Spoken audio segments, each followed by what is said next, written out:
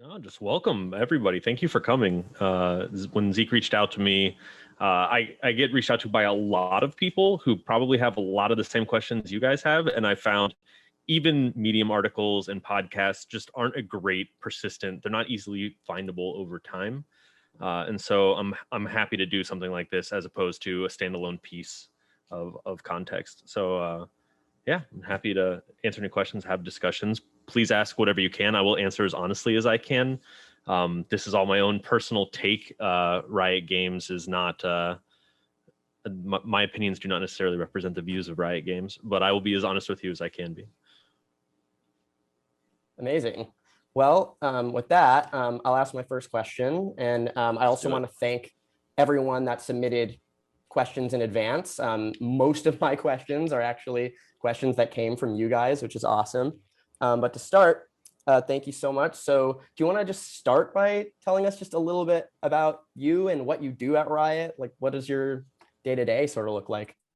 Yeah, that's a great question. A lot of people ask, like, what does UX designer in the games industry do? And there's not like an easy answer, unfortunately.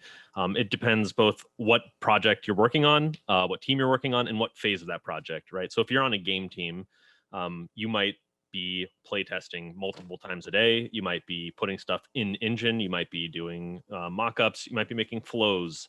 More than likely, you're probably in a meeting convincing people that your idea is great and that you are going to provide a lot of player value. If you're not on a game team directly, which at the moment I'm not on a game team, it depends what phase of the project you're on. So right now I'm heavily in execution and handoff. So I spend a lot of time in Figma, pretty much all day in Figma, answering questions, handing off design, making updates based on feedback. And then I'm also simultaneously doing discovery on new things. So I'm spending time doing stakeholder interviews, user interviews. I'm trying to map out what this opportunity space looks like, trying to figure out if it's a good thing for us to pursue. Yeah, so my day-to-day is heavily variant, but it's honestly just like UX at any other company. You're going to spend a lot of time in meetings, and you're going to spend a lot of time in Figma or Sketch or Illustrator or whatever design program you end up using. Hopefully that helps paint a picture.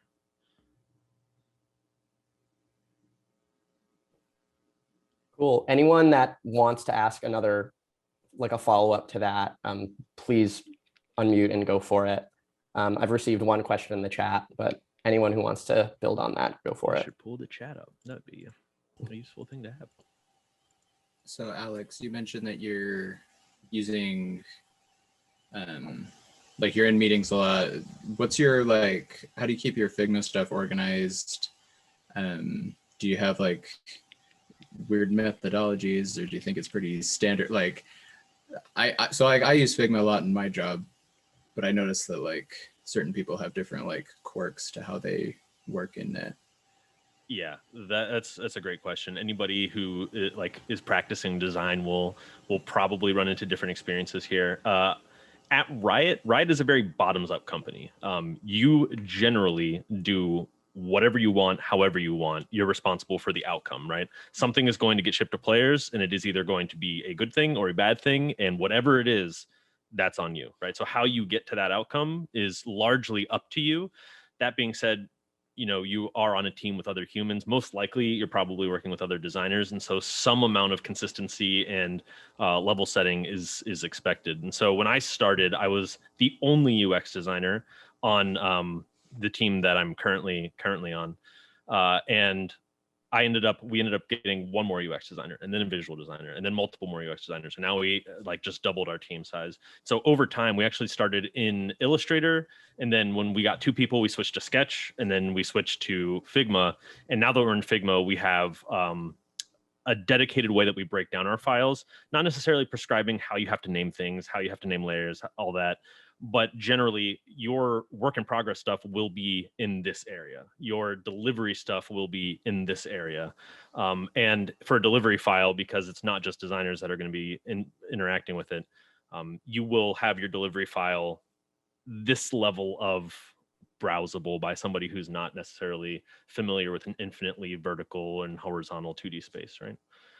So we don't really, I've been at companies, larger companies that have tried to prescribe like your file names must be this way. And it doesn't work and it doesn't provide a lot of value. So Riot is generally both very large amount of freedom, but also like there are guardrails and guidelines.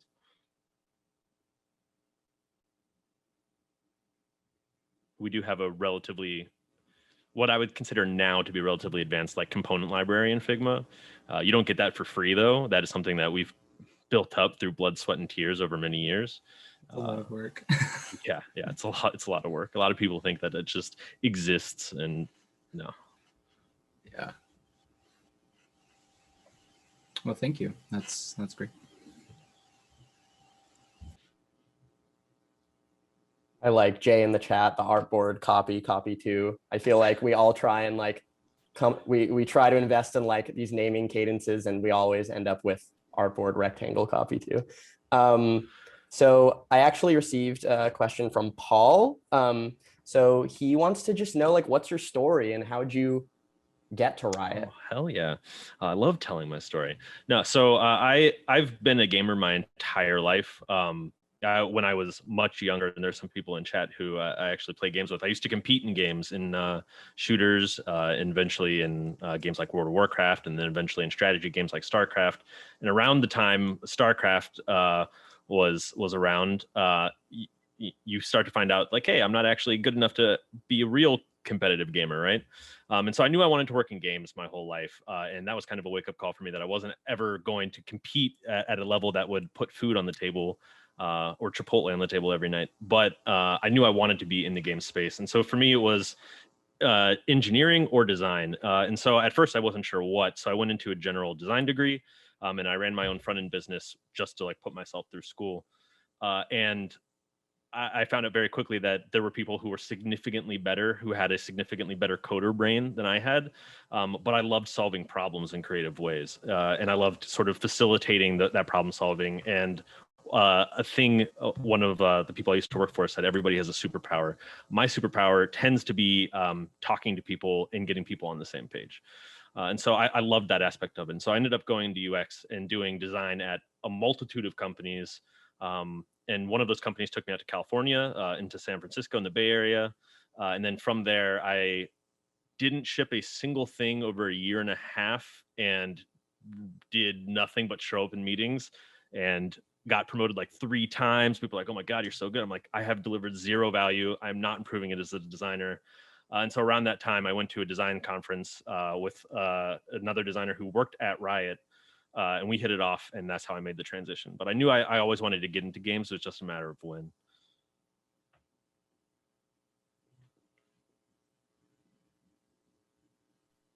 Looks like Jay asked, how'd you get your door to Riot, connections, LinkedIn? Yeah, so I applied to Riot 4 times. The first time I got 1 interview and was declined. And then I asked, hey, what should I work on? And they were like, we didn't see any of X in your interview. And I was like, dope. I applied to Riot 6 months later and got rejected after 2 interviews. And I was like, yo, what should I work on? And they were like, we didn't see you demonstrate why. I then applied to Riot a 3rd time, and I got all the way through the interview process. And Riot as a company, across the board, any team you apply to at Riot, this will be true. They will not hire you if they do not have a plan for your growth, right? So if they will not hire a full-time person to do one task at one level, they need a plan for you to go from X level that you're being hired at to the next level, to the next level, and they need to know who's going to mentor you to get there, right? And so at the time, my 3rd round through, they didn't have that. I didn't have a direct manager. I didn't have a growth plan. So they're like, hey, we're sorry, but we can't hire you, but we'd love to keep you in our system. And I was like, cool, right? Like every company says that, like, oh, it was us, not you. And then 6 months later, they called me and were like, hey, are you still interested? And yeah, that's how I got through. So a little bit of that 3rd round, I had met the writer and like got some introductions. But I tell everybody this because most people apply, get rejected, and then never apply again. That's not a good path to getting into a company, especially like a dream company. For me, Riot was a dream company. A lot of people, Blizzard's their dream company. Some people, Valve's their dream company. Apply, ask for feedback. Your name will go into their system. You will be a prospective candidate. When you apply again, you're already at the top of the list. You don't have to deal with the black box that is internet applications to companies. So be persistent. I know getting rejected sucks. I got rejected 3 times from Riot, but the 4th time was the charm, right?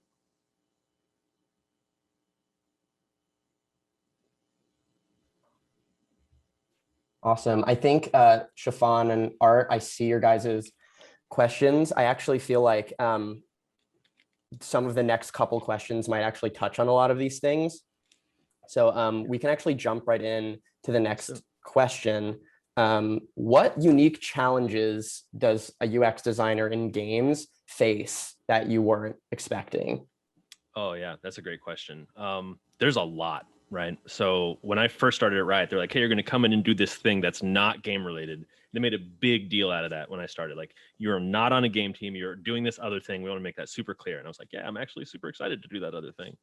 And I got there and they're like, actually, JK, you're going to be working on League. And I was working on Champions. And I have never worked in the games industry before, never worked in a game engine before. As I have already told you, I'm not like a good coder. Some engineers from my team in chat, almost in my like 3rd week, I almost accidentally deleted like a whole League of Legends repo. And so that was like the first challenge that they were like, hey, you're going to come work on the champion. It ended up being Kane, for those of you who are familiar with League. And so I had never done an in-game UI for a champion before. I'd been playing League every day for a decade, but I never built that before. And so all of that was new to me, learning how to do it in engine. For UX, we do a lot.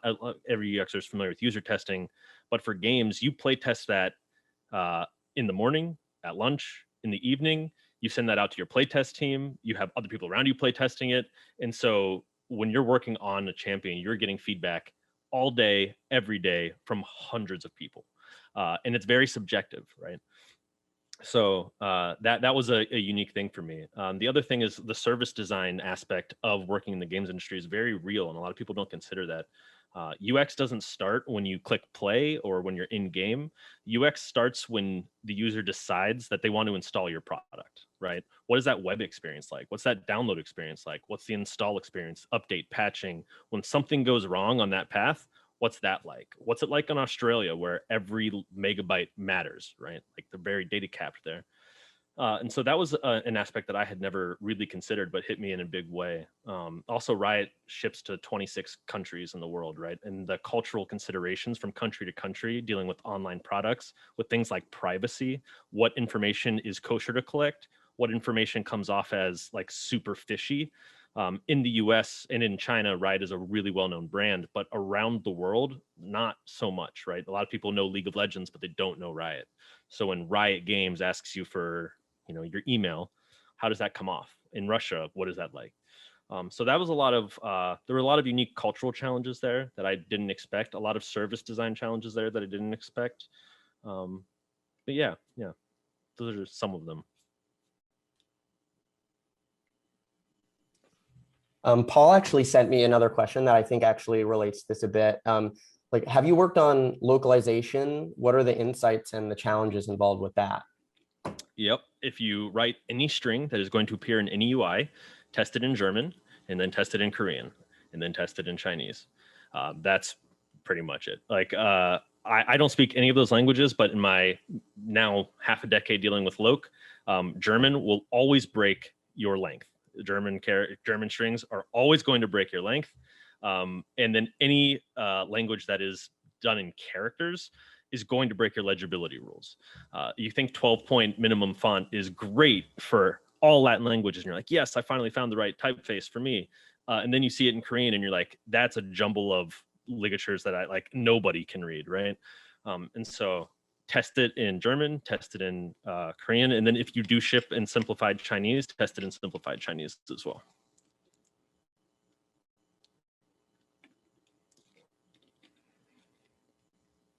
Excellent.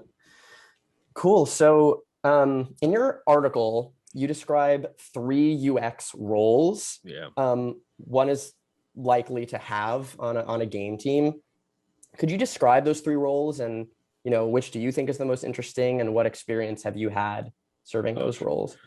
Sure. Yeah. I actually like, so after I wrote that article, I had somebody, UX designer that I work with at Riot, reach out to me. It's like, hey, I think you missed like a fourth role. And I was like, damn, you're right. I did miss like a fourth role. So there's in-game UX, right? There's the moment-to-moment gameplay, how this ability interacts with this ability. How does it feel to use this thing? What does it feel like to play this game, right? Moment-to-moment gameplay, in-game UX. That's a role. And we have a lot of UX designers who do that role. There's a round game UX, right? So like the metagame systems, the battle passes, the purchasing. There's actually like a lot of e-commerce in games now. Every game has a store. You have to buy those things. How does it feel? How does that flow? Right. So the round game UX. And then there's like the out of game UX, which is that's what I'm working on right now. But it's like, how do you get the product? How do you download, install the product? We have, for a decade, Riot Games was one game. And then we have two games, right? So how does that account system work? Do people sign up for Valorant and League? Or do they sign up for a Riot account and they just get both games, right? So those are the three primary roles. And then my colleague brought up that there's sort of an R&D games UX role in which you will do a little bit of everything, but you're kind of expected to work in engine, in moment-to-moment gameplay, in prototyping. There's a lot of like a lot of process work, kind of filling whatever shoe needs to be filled at that time. And I think that's very valid because in each of those three roles I just described, you're probably going to be doing similar, you'll be solving a lot of unique and new problems every day, but you're probably going to be doing similar things, right? The battle pass might be different every time, but it's a battle pass at the end of the day. The champion in League might be unique every time, the challenges therein, but it's still a champion in League of Legends, right? In an R&D UX role, you could genuinely be working on a completely different thing in a different engine, in a different art style, and for a different group of users every day. And you kind of have to pivot. So those are kind of like the four-ish roles. For me personally, I like all of them. I love games. I play games all day, every day. When I can, I do work sometimes. So all of the parts matter a lot to me, right? I had to enter my username and password into League of Legends every day for a decade. And then I was part of the team that shipped stay signed in. And I no longer have to do that, right? So like, that's not part of the game, but it's super exciting for me as a player who had to type those characters every day for a decade and now no longer has to, right? So I like all of those roles genuinely. I think the problems they each solve are very different, but very fun. So it really comes down to what you're more passionate about. I was kind of curious. You were talking about one of the roles being like how a champion feels in moment-to-moment gameplay. Mhm. How does that kind of turn into your work? Because I know when it comes to like UI, you go into Envision or XD, you build it out, you test it there. But let's say you don't have development experience. How do you sort of start doing UX on those moment-to-moments? That's a really good software? question. Yeah, that's a great question because I had the exact same question like 4 years ago. And the answer is you either learn by scripting very poorly, very quickly, or you sit down with an engineer and you describe the outcome. So a very specific example. Kane, originally when we were developing him, Kane is a champion in League, and what makes Kane unique is he has an ability that allows him to walk through walls. In the initial iteration of that ability, you couldn't tell Kane was coming. You couldn't see him in the walls. Just all of a sudden, you were standing by a thing that for 7 years was a perfect safety, right? You're right up against a wall. You're good. You know what's happening. And then all of a sudden, there is this person on top of you killing you in a place that you could never have been killed before. And so it kind of broke this expectation, this set of learnings that we had asked people to get good at, right? We had asked people like, hey, master this set of skills, understand this set of information, and be able to react to it moment to moment.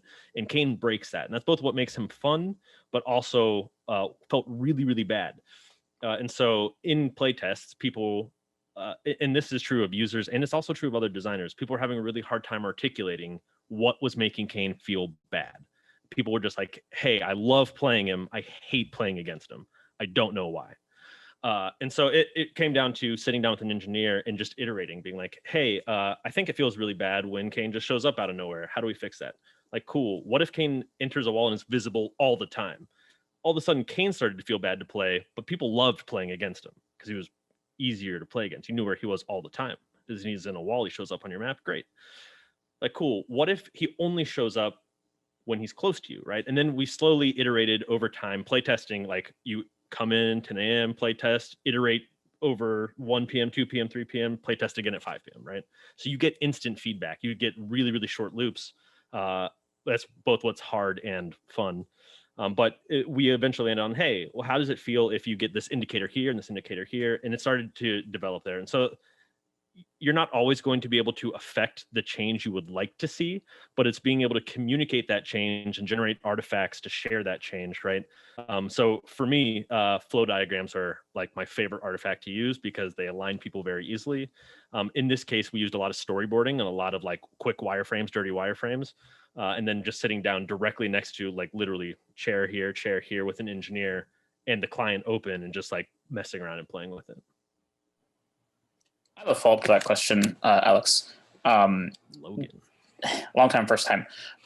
Do you ever find a lot of UX designers obviously struggle with the goals of balancing like the user goals with the business goals, and how do you strike that balance? Do you ever find that in designing for games, you find yourself struggling against like the game designer's goals versus the user's goals? Does that ever come into conflict, and how so? Yeah, 100%. That comes into conflict a lot. So game designers, a question I get a lot that's related is, how does UX differ from game design? They're both user-centered design professions, right? And the simple answer is game designers are systems designers. And as systems designers, they deal a lot with mathematical relationships, and those mathematical relationships can be beautiful on paper and in spreadsheets, but can feel terrible to use. And in that way, that is where a lot of those clashes come from in my experience. So for example, again, I'll use Kane as an example because there's a lot of examples, but I don't know which ones I can talk about, which ones I can't, but I know I can talk about him because he came out a while ago. For him specifically, there's a progress bar, and that progress bar is actually 2 progress bars that is different depending on the context of the situation. It's either you're going towards a blue or a red transformation. I was like, hey, that progress bar should be colored by whichever one you're going closest towards, so you can make a more informed decision. And the game designer, and the reason it is still this way to this day, the game designer is like, no, actually, we want it to be part of the mastery of the champion that you have to manually track in your head. Okay, I have meleeed ranged champions this much, and that is the path I'm going towards, versus I have meleeed melee champions this much, and that's the path I'm going towards. And that, to the game designer, that was part of the mastery of the system. For me, it was just less usable, right? I can't make an informed decision if I didn't think it was testing the skills that necessarily mattered in that moment, but that's not my call, right? My call is to make a decision or give my opinion about how it feels to use in the actual experience. And at the end of the day, when it comes to all the different problems we were solving, that's like a really minor one.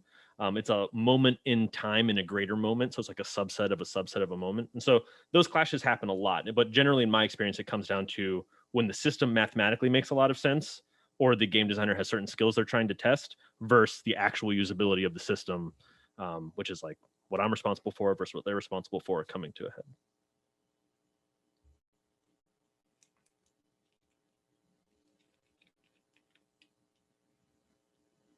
Great. Any follow-ups before we move on to the next one? I'd like to ask, how artistic are you? How difficult are your interfaces that you're building? Is that something you would need, or is that a must-have? I am not artistic at all. I used to be, right? Art's a learnable skill. And so I used to, with Logan, actually, draw and paint and do all the things a lot. But visual design and art is not my skill set, right? We, like Riot in particular, has world-class artists that we compete with other companies for from across the globe. It would be a sin to ship my art as opposed to their art, right? Similarly, we have world-class visual designers whose understanding of form, shape, and color is so much greater than mine. It's not to say I can't do it. We have shipped my visual design many times over the years. It just takes me twice as long and at half the quality that it would take a real visual designer. And so I've been at companies where the UX designer has had their title changed to product designer and is now responsible for the visual design and the UX design and the interaction design. the whole gamut at Riot, we're super fortunate to have dedicated visual designers and dedicated artists. I don't work with a lot of artists right now. On a game team, you work directly with artists, but I do work directly with visual designers right now. Cool, thank you.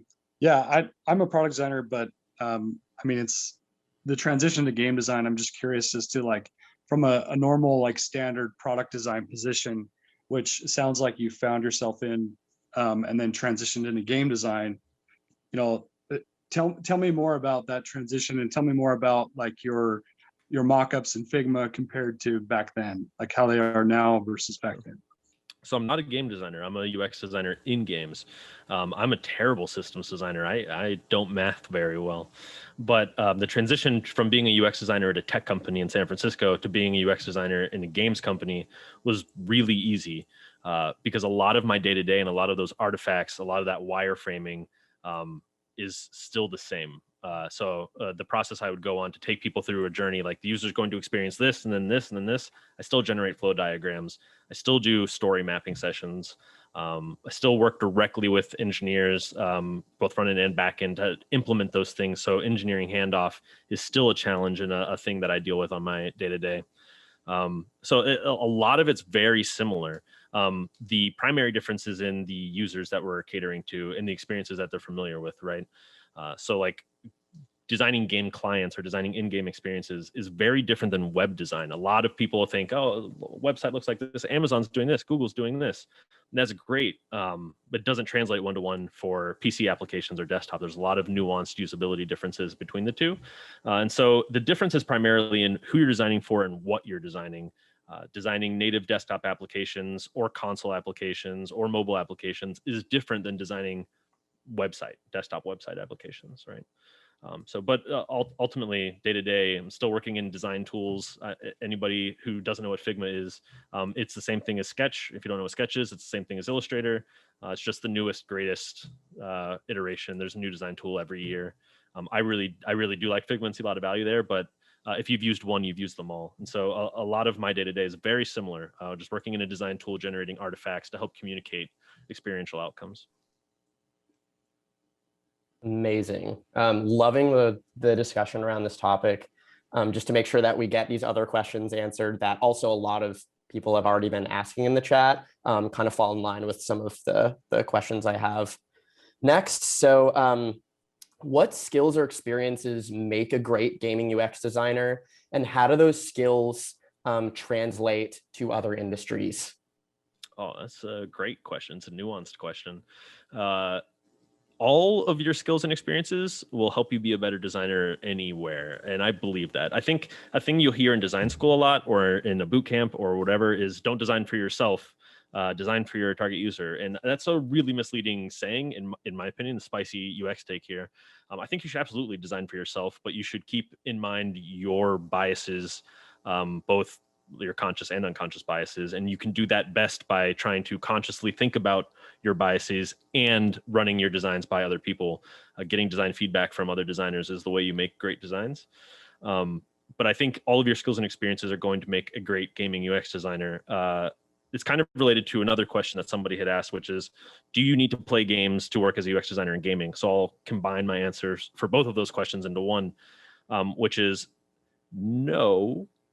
But if you're passionate about something, it is going to make you better at that thing. If you love iPhones, you're probably going to have a lot of detailed, nuanced feedback about an iPhone that's going to make you a better designer for that product, but it's going to make it harder for you to design an iPhone for somebody who's never used a phone before, right? And in that way, somebody who's never designed a phone before, that lack of experience is going to bring a valuable perspective to that design product. And so keeping that in mind, all of your skills and experiences are going to help you become a better designer. Just getting experience designing anything is what I think is important, right? Whether it's a game, whether it's a website, whether it's a product, getting that, flexing those muscles, flexing those design muscles, those creative thinking muscles, particularly the communication muscles, learning to communicate your thought process effectively with other people is valuable in gaming, in tech, in business. If you are a good communicator and you can take your thought process, generate artifacts and communicate those artifacts out, regardless of what industry you're in, that's going to be extremely valuable. But I do think if you love games, gaming is going to be, there are easier UX industries to work in than gaming, for sure. And so at the end of the day, if you love games, it's going to lend itself to being a better UX designer in gaming. But I don't necessarily think you need to be a gamer to bring a lot of value to that space. I actually work with several UX designers who aren't big gamers or who had never played Riot games before coming to Riot, and they've been hugely successful. So hopefully that answers that question.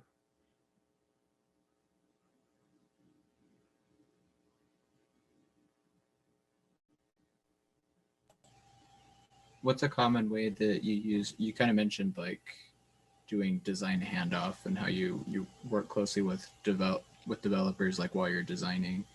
Like, is there like a specific tool process? Like, what does a handoff look like to you? Sure. So we do things a little bit differently than you might find it in an agency world, right? And if you're a designer at an agency, or you've previously worked at an agency or with an agency, you might be familiar with throwing design over a wall, right? You've been paid a certain amount of money to deliver a set of designs. You take those designs, you give them away, and you're done. At Riot, we function as embedded units. So I work directly on a team. I don't work as part of a design org that gets loaned out to teams. I work directly on a team on a product. And so I sit, or pre-COVID, I sit directly with my engineers. And so handoff for us, it happens in Figma. And we don't redline anything. We created over time a design system. We communicated the principles of that design system and the design system itself out to our engineers, but we created it in Figma as a shareable artifact. And then for us, it honestly, generally I've found that I work with people who are significantly smarter than me. And so I get to sit down with people who are already smarter than me and then hand them pictures in a tool that tells them how many pixels and how far away it is. And so it's really easy. But for me, it's about communicating it early and often. You don't want to hand off design to somebody who's responsible for executing that design the day before they're responsible for executing that design, right?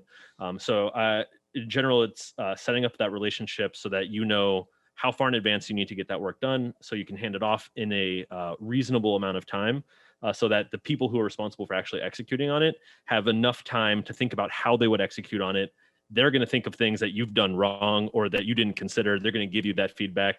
And then once you actually get to executing it, you're going to find things that neither of you thought about, and you're going to have answers to that. And so the best way to mitigate those problems is to hand it off early, talk about it often, but really just collaboration. Treat them as a team, like team member.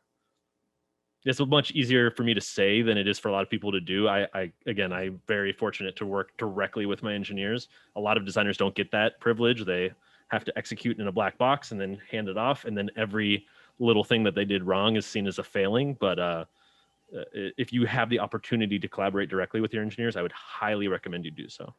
And Figma is a great tool to hand off in, but you can generate artifacts like PDFs, or you can generate it as a GitHub link. Anything you can hand off that will help communicate the specifics of your design, not just the pixel relationships, but the functionality relationships. Documentation is hugely important, even for design. Thank you.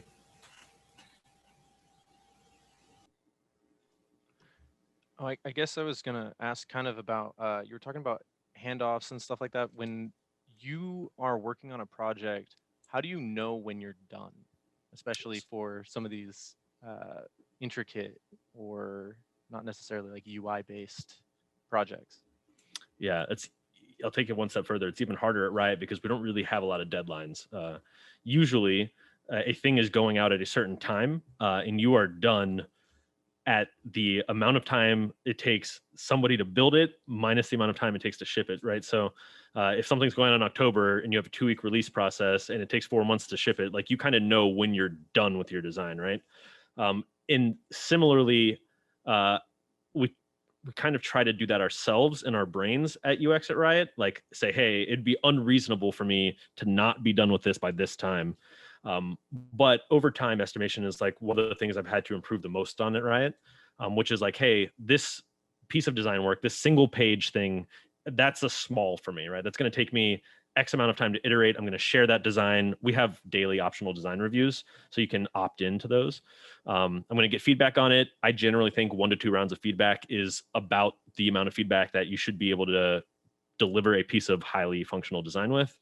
And so after 1 or 2 rounds of feedback, I'll then run it by my boss, who's an amazing UX designer himself, who will thumbs up, thumbs down, and that's generally when I'm done.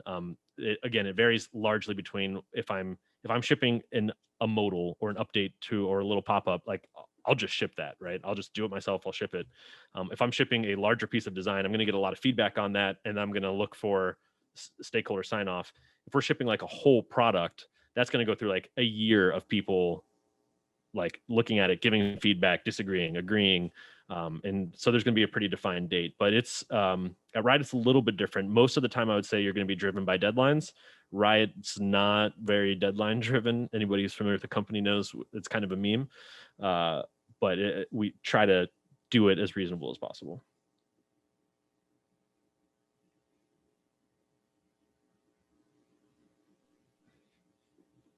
Cool. I feel like the next question actually might answer a bit of questions that have been coming through the chat. But I was wondering if you could walk us through a project you've worked on at Riot recently, or just any project maybe you've worked on at Riot. What other teams are involved? How did you communicate your vision to those teams? And you've mentioned artifacts.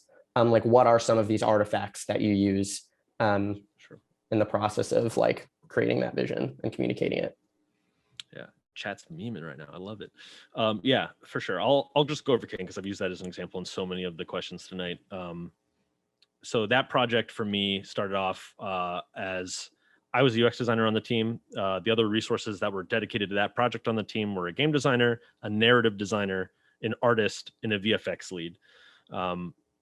There was no motion designer for the project, and at the start of the project we didn't have an engineer, but we eventually did have an engineer for the project as well. And so those are kind of the teams that were involved immediately with the creation of the champion as a thing in the game. The other teams that are involved in the releasing of that champion, taking it from a thing that we've built as a small group of people to like a thing that's going to be shipped to 120 million people, was like the playtest team, who are a group, they're a pod in our QA structure of very highly skilled gamers who play at the absolute highest level, and they test the absolute shit out of that design. All day, every day, they write documents. They give you feedback on usability, on balance, on funness. They have a very, but at the end of the day, they are a very narrow set of opinions because they're so high skill level. They operate at like the top 0.001% of players. And so then we also have a gameplay team who are just normal people, other designers, engineers, who play test twice a day, every day, and they give feedback as well. Then you're part of the product and release teams. The release teams responsible for looking at the entire year, everything that's coming out, and telling you when the best range of time for this thing to come out is, what publishing beats that's going to go along with, and then they are responsible for collaborating with, maybe we want to do a cinematic for this thing. Maybe we want to do, we have to do voiceover. So the voiceover team and the audio team, there's a lot of teams that go into that particular thing. There's a lot less teams for the team I currently work on, but for the release of like a champion, there's a lot of teams, right? Audio, VFX, art, motion design, engineering, product, playtest, QA, publishing. There's a lot of beats that go into that. But to kind of outline the structure, I think I've gone over it a little bit tonight. I started on the project. The project starts off as a Google Doc, really. It's like a literal just words written down. And then we riff over those actual words. Very early on into those words, we prototype it in whatever way you want to prototype it. But we prototype that very, very early, like 2 weeks into talking about those just set of words on the document into what was a 6-month to 8-month project. We had a playable prototype up in 2 weeks. And then we iterate on that prototype from there. Simultaneously to that happening, we have narrative doing their thing, creating like where does this fit into the narrative structure of this universe? Who is this person that you're designing? You have art doing their thing, which is concept art, production art, animation, VFX. And then we had us and game design and UX doing our thing. Around is like an 8-month-ish project. Around month 3, we start bringing in users to test the thing itself, because you can get feedback from everybody at Riot, but at the end of the day, Riot is still full of writers who have a certain affinity for how they play games, what games they play. Their opinions, while varied, are still on a scope of 120 million people, very narrow. So we try to bring in people early from all over the world, from all of our different regions, to play test in our usability lab. We obviously can't do that as much anymore, and it's mostly done remote now. But we do that, and we do that every few months. We work with insights and research people who will run those labs, generate insights and feedback, and deliver that to us. And then we take action on that feedback. So that's generally the scope of how that went. Functionally, as a UX designer, start off with a lot of whiteboard drawings over notes into flow diagrams, using those flow diagrams to communicate the general structure of how we think the experience is going to go, using those flow diagrams to generate wireframes and storyboards, using those wireframes and storyboards to generate like low fidelity to medium fidelity UI mocks, using those low fidelity UI mocks to generate low fidelity animation in motion design, and then using all of that low fidelity to take that into high fidelity and then shippable product. It's generally how that went.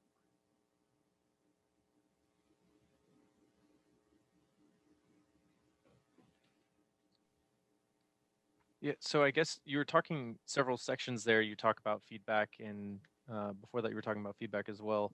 I was just wondering, how do you handle all of the sources of feedback and the sheer amount of feedback? What do you listen to, not listen to? When do you let go of your ideas? When do you hold tight to them? Yeah. So at Riot, we have a saying called "strong opinions loosely held." You should be you're the subject matter expert at your design, and you should have strong opinions, and you should express those opinions through your design.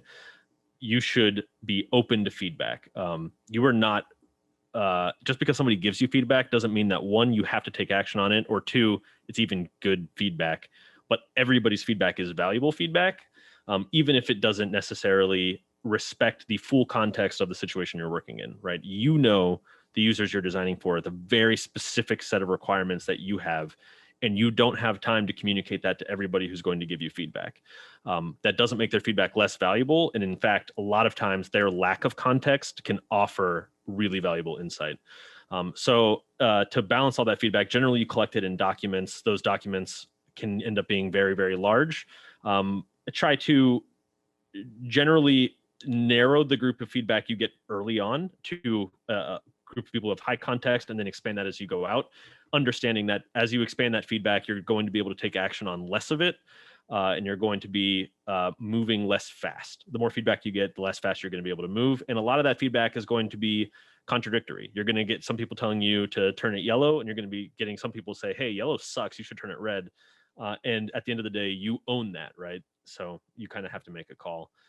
I think it is important, though, to acknowledge when people give you feedback, so that when you don't take it and they come to you being like, hey, I play tested this again, you didn't take my feedback, you can tell them why you didn't take it. Even if it's as simple as somebody comes up and says, hey, I told you to turn this yellow yesterday and you didn't. And you're like, actually, these people said, don't turn it yellow, turn it this color. I wanted to see how that felt. Because maybe by telling them that context, they'll be like, actually, you're right. They're like, turning yellow is stupid because yellow is the worst. Fact.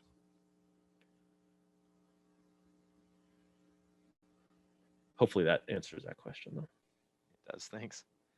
I also want to mention that I know the event says 7 o'clock is the ending point, but we're totally down to stay until 7:30. We're actually planned to do that, so please feel free to stay if you can.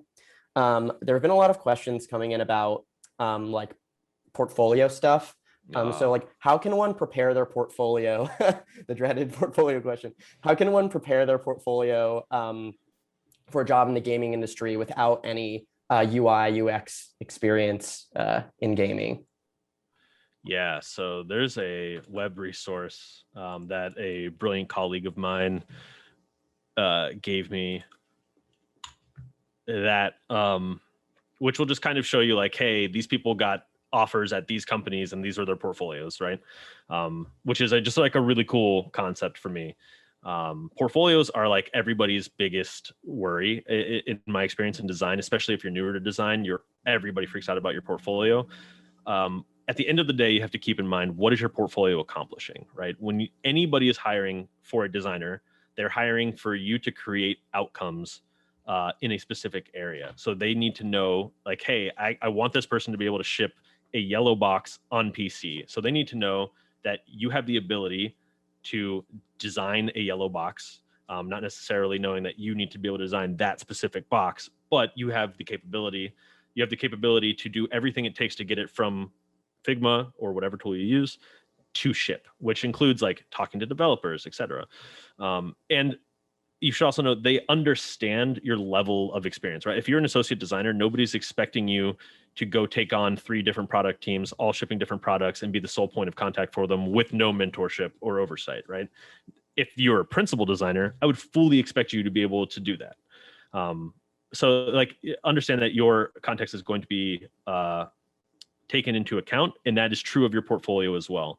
So I see a lot of people worry like, hey, I'm just out of school, I don't have 5 years of experience at Facebook in my portfolio.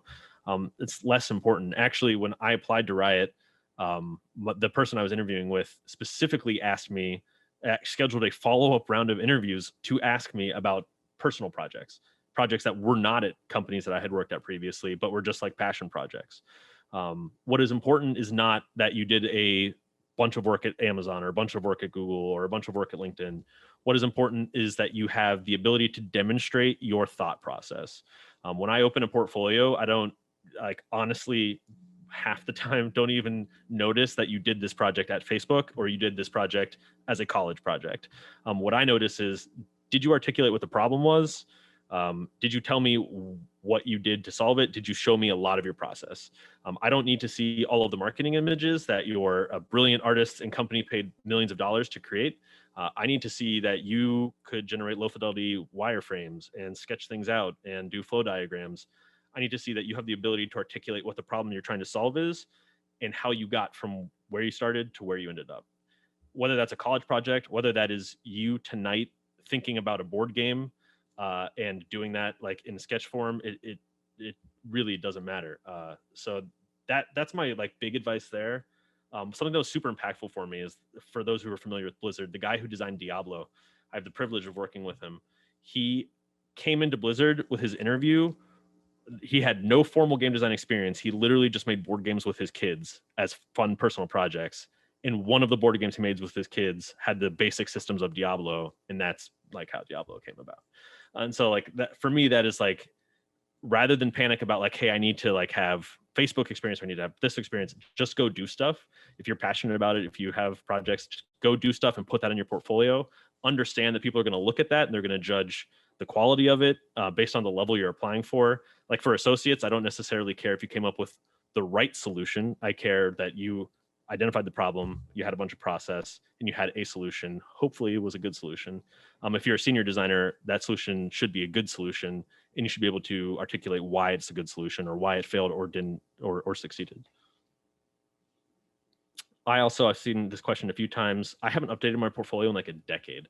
It just so happened that I had a portfolio to get into a company naturally, and I've seen this question asked as well in chat.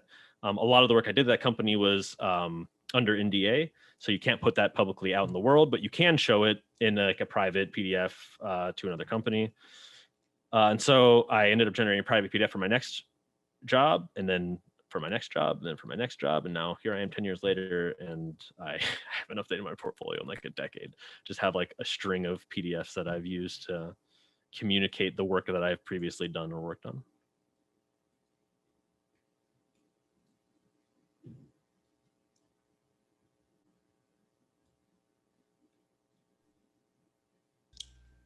Hey there, Alex. Jordan Ramos here. Thank you for all this.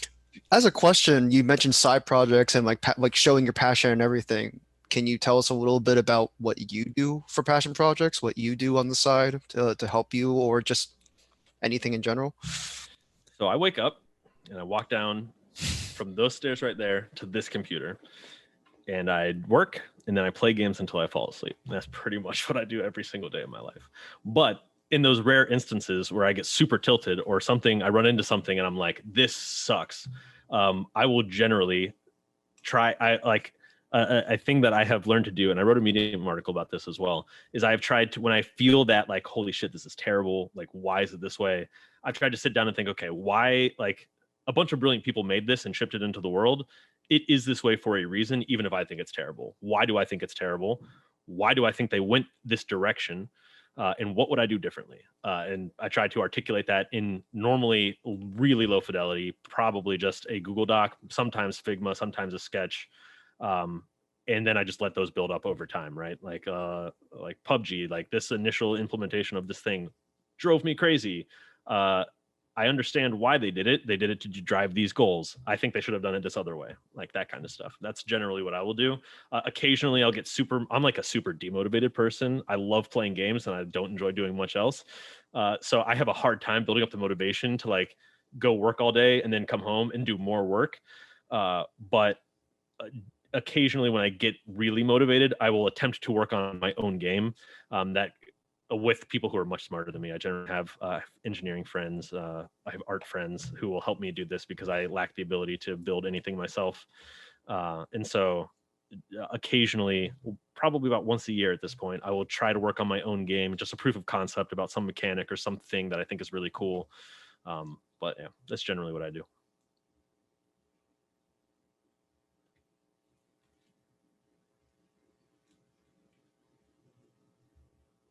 Cool. I have many questions. There's been so many great questions coming through the chat, by the way. Awesome. I'm so sorry that if we're trying to get to everything, but I really appreciate everyone being so engaged in the chat.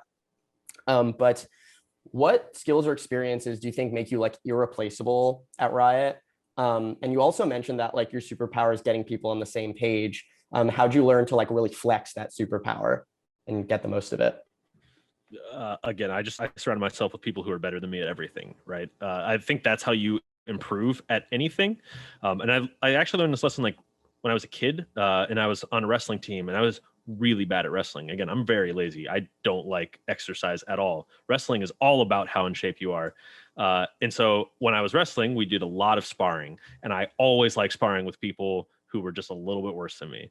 And my coach came up to me one day and he said, yeah, that's a great way to never get better. Like you're going to get better by sparring against people who are going to kick your ass, who are a lot better than you. That's how you're going to learn. And I've honestly found that true in gaming too. If you want to get much better at a game really quickly, find somebody who is significantly better than you. You're going to be miserable. You're going to lose a lot. You're going to be the reason why your team loses. And you're going to get so much better so fast. That's true in life too. Like my boss, actually, my current boss started as my colleague. We worked together. He was very clearly better than me at a lot of things. He was significantly more senior than me, but Riot's very flat. So you could be an associate and work with seniors and you're not accountable to them in any way. You're just peers. They just are more senior than you. My boss was obviously significantly better than me at just about everything. And so I had they actually asked me like, hey, would you like to report to this person? I'm like, absolutely. I love working with them. I have loved over the last many years working for him. And he's improved me in a wide variety of topics. Generally, when I find myself not good at something, I try to find somebody who's really good at it and let them help me, right? So for me, a big project of mine when I started at Riot was I noticed that a lot of game designers were really good at articulating systems and game design problems. I was not. And so I sat down with a senior one, his name is Jeevan, and was like, hey, I'm really bad at this. You're really good at this. Could you help me improve at this? Absolutely.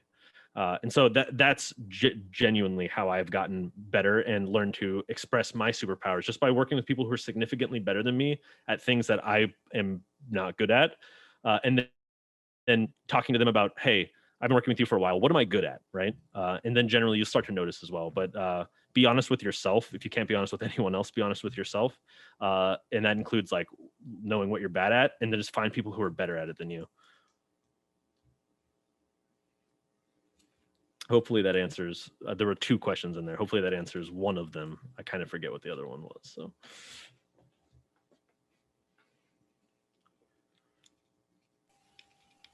I think along those lines, what was kind of the biggest hurdle you had to overcome, or like the biggest obstacle that you've now conquered? Oh, that's a really good question. it's kind of twofold, right? There's a project that comes to mind as in it was a really hard project. Then there's like personal traits that have come to mind and like things that I've had to overcome in working with other people. And so like one of the hardest projects I ever worked on at Riot was called, I call it Gdpr, which is a set of privacy legislation in the European Union that was coming out. Anybody who's collects any information, has had to design systems around it, knows about GDPR.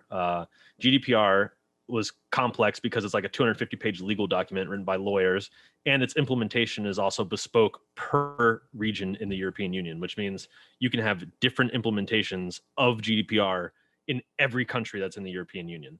Also, Brexit was happening at the same time. And so for me, I was a UX designer at the time, and I was working a lot in cybersecurity, so I was familiar with a lot of the security concerns, but I had never worked directly with lawyers. And lawyers are very smart. It turns out really good at arguing. I also am okay at arguing. And so a lot of the struggle of this was working with people who are really good at arguing and can express legal risk in a way that I could not, but they were advocating for, at the time, they were advocating for what I considered to be a very, very bad experience for players. And I had to balance, and I had to learn, actually, they were advocating for a very bad experience for players using their expertise of the legal system that I did not have to justify the extreme measures that they were taking. For me, I had to, in that moment, learn that these people are actually just really awesome humans who are not trying to ship terrible player experiences. They are trying to do their job and react to the legal risk that Riot as a company is facing. It is my job to try and find the balance between the legal risk Riot is facing and the best possible player experience, right? Because the best possible player experience is that anybody can magically get into League of Legends with no account creation, no download, no install, and we know everything we need to know about you so that we can communicate with you in the future. Like that's the magical utopia that we wish existed, but it doesn't, right? And so there's some amount of information we have to collect, and then we're responsible for that information. And GDPR makes it more difficult to collect that information, what information can be collected, at what age can we collect that information without legal intervention, et cetera. So that was a really hard project, and learning to communicate with subject matter experts whose goals are opposed to my goals in a way that acknowledges that they're awesome humans who aren't trying to just fuck me, is like they're doing their job and they're really cool. I just have to learn to communicate with them in that way. And so yeah, that for me was the hardest challenge. And still to this day, like anytime somebody comes at you in a professional way and is like trying to do the exact opposite thing that you're trying to do, can be really challenging, right? And trying to find that middle ground can be really tough. Thanks.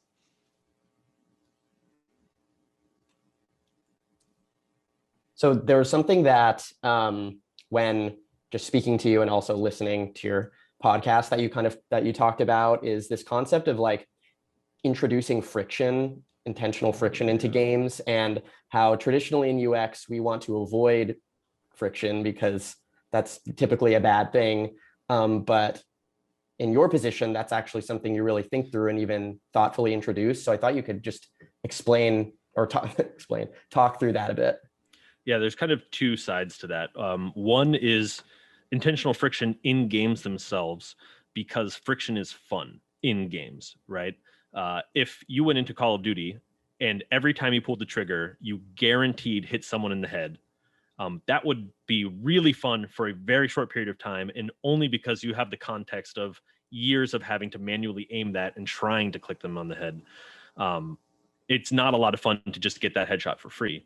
The friction and the mastery level of learning to aim the cursor, hit that trigger at the right time, predict movement, that's where the fun comes from. The learning and the mastery and the growth. Although the experience of like, hey, every time you click it, you're going to get a headshot. Like that's much easier. It's much easier to use. It opens up to a lot more people. A lot more people would be good at Call of Duty if they just got free headshots, but it's significantly less fun. So there's that aspect to intentional friction, whereby the mastery curve and the mastery level and the learning curve and the skills tests of the game are what is fun. And then there's a different side of friction, which is when you look at account creation. This is something that most UX designers can relate to. You look at account creation, normally your goal with accounts is just to get as many humans or not humans through account creation as possible. You're looking for click-through rates. You're looking for a number of accounts created. Your KPIs are just quantity, and that's all you care about, right? That's not always true in games, particularly at Riot, right? One of the things we care about is not necessarily making it as seamless as possible. We want it to be easy to use, but we want real humans at the other end who are quality users that we can cater to, right? We don't necessarily care about getting the 1 billion people through the queue every single day as seamlessly as possible and trying to pinpoint the exact drop-off location. We want to know where people are dropping off, but we want to know not because we want to make sure that no one ever drops off there, but that real users who are trying to get through the system and have a real relationship with Riot Games, the company, aren't getting hung up on something there. And so in that regard, we are okay with greater degree of friction to ensure a better long-term relationship. And the way that this might take form is like email verification. It's a lot easier to not have email verification. You just go create an account, you're good to go. That comes back to bite you when somebody loses access to their account or somebody gets compromised or somebody needs to recover their password. And then you can't recover their password in any meaningful way because their emails aren't verified, right? For a long time, if you lost your password for League of Legends and you went through player support, first of all, you have to go and contact player support, and that's expensive to do because you have to have humans. And then to get your password back, you had to remember the first champion or the first 3 champions you ever bought in League, which could be a decade ago, and you have no idea, right? But if you had a verified email, we could just send you a password reset link. But we didn't require verified emails for X number of years when we started. And so all of those players got through the funnel a lot faster and then hit friction along the way, right? And so email verification is one of those examples, but there's a lot, and you can probably imagine where if all you cared about was getting people through quickly, it would be a much better experience up front. And a lot of tech companies do that. But in games or in any environment where you care about the quality of your end user, you might introduce intentional friction there as well.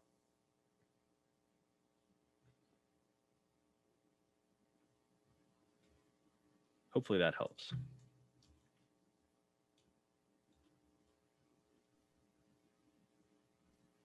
Any follow-ups?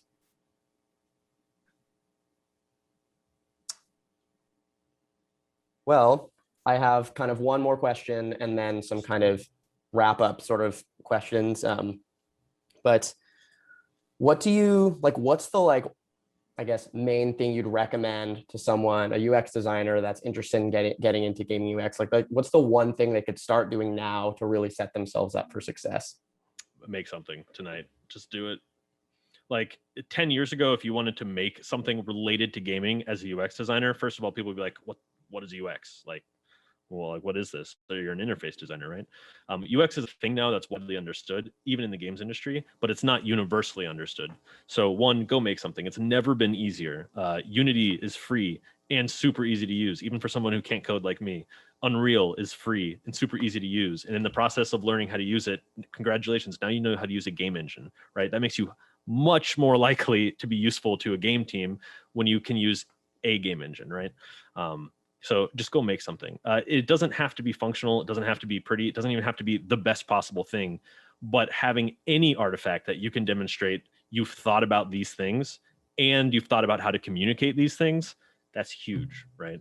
I would say 9 out of 10 people that I interview don't have the things made in their portfolio. And the 1 out of 10 person that does very likely gets follow-up because they've thought about these problems. We were able to have a conversation about how they thought about these problems, and they showed me that they thought about these problems.